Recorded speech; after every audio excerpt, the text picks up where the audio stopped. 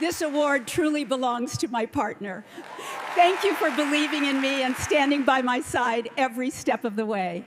I spent years believing that love meant standing quietly behind someone while they chased their dreams.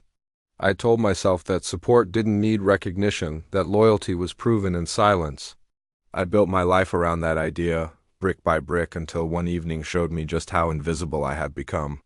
The ballroom was overflowing with light and applause, the kind that makes people feel important. I sat where I was told to sit, a few rows back, surrounded by strangers who knew my wife only by her public image. On stage, she looked flawless, confident, untouchable. She spoke about vision, resilience, and partnership, her words carefully practiced to sound authentic. I watched her smile, the same smile she used at home when she wanted something from me. Then she said it.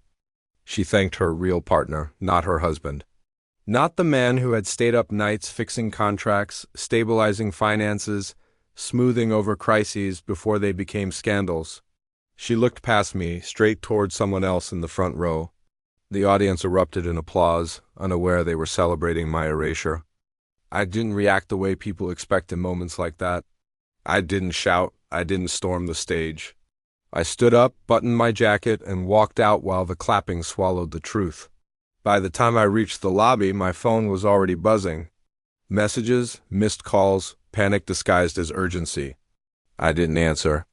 What no one in that room understood was that her success rested on systems I built quietly, deliberately, and legally in my own name.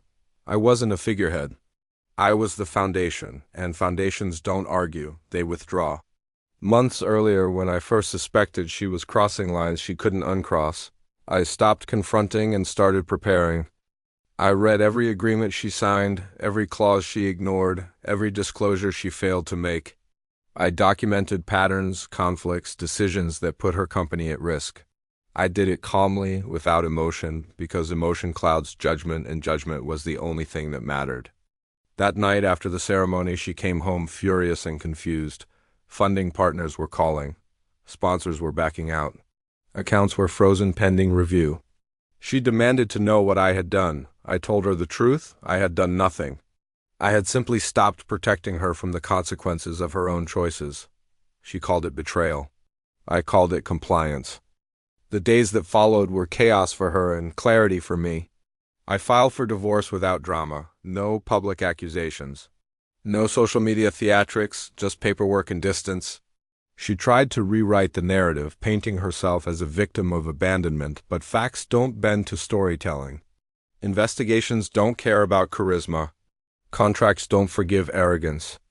As her professional life unraveled, something unexpected happened. The children I had helped raise reached out to me, not for money or favors, but for stability.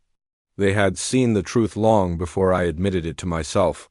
I helped where I could, quietly, without conditions. Love doesn't disappear just because a marriage ends. She came to me months later, stripped of confidence, asking for guidance. Not reconciliation, strategy. She wanted me to fix what she broke, like I always had. I listened, then told her no. Not cruelly, not angrily, just honestly, that chapter was over. I wasn't her infrastructure anymore.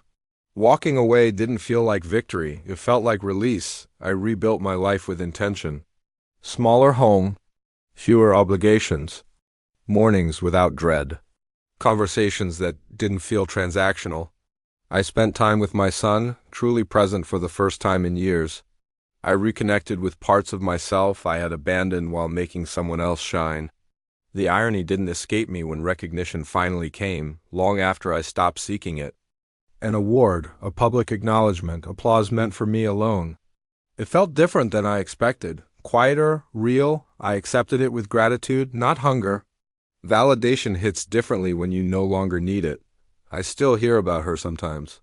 The business never recovered. Reputation rarely does after truth surfaces. She's surviving, learning humility the hard way. I don't wish her harm. I simply don't carry her anymore.